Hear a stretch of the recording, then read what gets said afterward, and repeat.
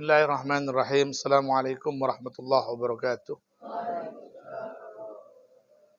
Alhamdulillah, salatu wassalamu ala Rasulillah wa ala alihi wa sahbihi wa man walah, amma ba'du. Kita bersyukur kepada Allah atas segala karunia yang telah Allah limpahkan kepada kita. Bersalawat kepada Rasulullah dengan berucap Allahumma salli ala Sayyidina Muhammad wa ala ali Sayyidina Muhammad. Anak-anakku yang saya cintai, ada dua hal yang selalu didengungkan kepada kita oleh guru-guru kita. Ada dua hal yang selalu diperdengarkan kepada kita sebagai santri. Dua hal ini, yang pertama adalah mencintai ilmu dan mencintai orang yang berilmu. Maka sekolah kita ini disebut dengan muallimin, sekolah muallimin. Mau namanya tarbiyatul muallimin, kulliyatul muallimin, madrasatul muallimin, apa saja. Sekolah kita ini mencetak kader pemimpin umat. Karena muallimin itu posisinya adalah manusia yang paling utama dan paling pertama. Tidak ada di dunia ini yang posisinya di atas muallimin. Bahkan Rasul sallallahu alaihi wasallam, beliau juga adalah seorang muallim, ya, bu'istu mualliman, innama bu'istu mualliman, kata Nabi sallallahu alaihi wasallam. Maka tidak ada manusia di bumi ini yang derajatnya lebih tinggi daripada muallim. Maka anak-anak kita ketika mereka tamat, mereka akan menjadi seorang muallim. Dan mehnah ini, tugas ini, pekerjaan ini adalah pekerjaan yang sangat mulia. Bahkan dalam ilmu tarbiyah kita disebut dengan mehnah muqaddasah. Adalah mehnah yang suci, pekerjaan suci. Karena orang ketika mengajar, dia juga belajar. Bahkan mengajar adalah cara terbaik untuk belajar. Ingat, mengajar adalah cara terbaik untuk belajar. Maka orang-orang yang mencintai ilmu, harusnya dia tidak keluar dari perputaran ini, yakni tarbiyah wa ta'lim. Kita diminta dan diserukan dan didengung-dengungkan oleh guru-guru kita. Yang pertama adalah cinta ilmu dan cinta orang-orang yang berilmu. Ya. Yang kedua adalah cinta kepada perjuangan. Hidup ini perjuangan. Ya. Orang yang tidak mau berjuang dalam hidupnya, maka dia hakikatnya bukan hidup. Ya. Hidup ini perjuangan. Perjuangan kita menuju apa? Menuju khairun nas. Karena kita diciptakan Allah menjadi khalifah. Orang yang memimpin di bumi ini. Orang yang mengatur dunia ini. Kita ini khalifah.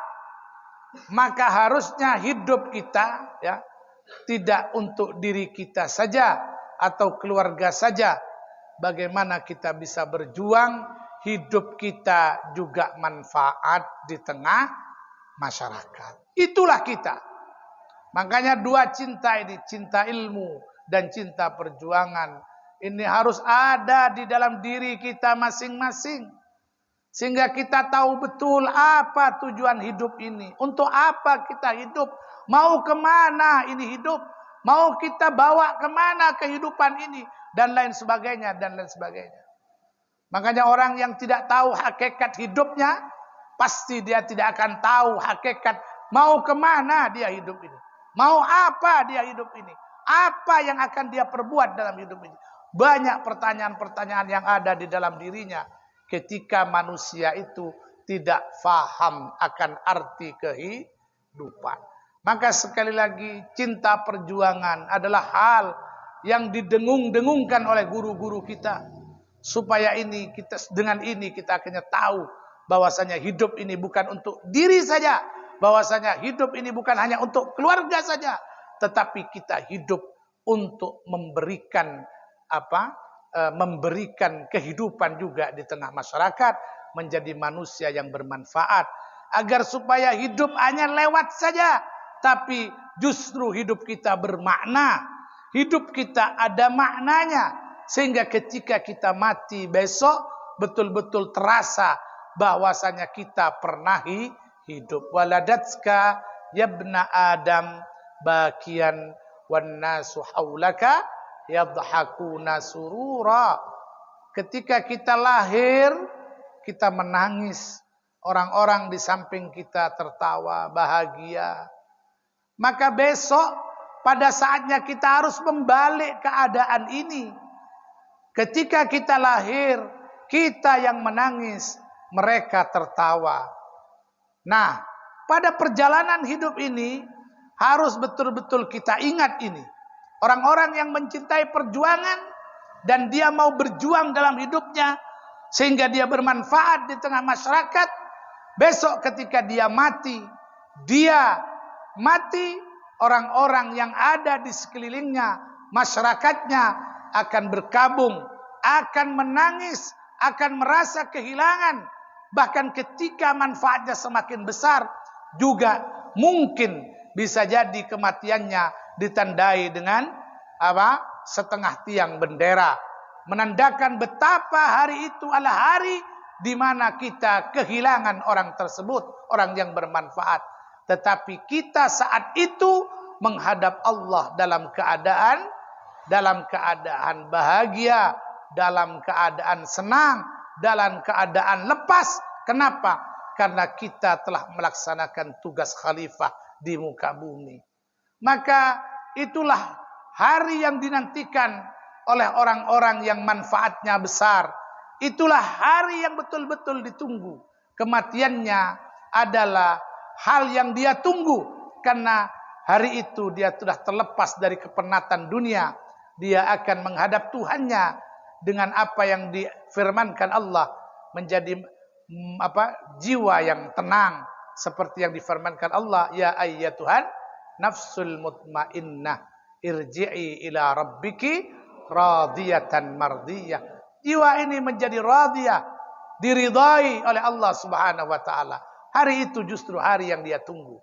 Maka orang yang banyak manfaatnya, orang lain mungkin menangis ketika dia meninggal dunia, tapi dia sendiri akan bahagia, akan merasa senang, karena hari itu hari dia bertemu dengan Tuhannya dalam keadaan ridha dengan Allah dan juga diridhai oleh Allah Subhanahu. Maka ini harus betul-betul kalian ingat. Kalian ingat dua hal ini.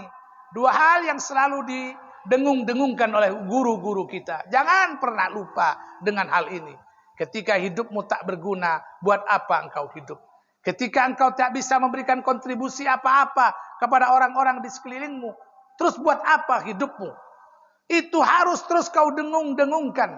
Ya, jangan hanya berpikir saya. Bagaimana saya? Apa yang saya peroleh? Ketika manusia hanya berpikir saya, dia akan semakin kerdil.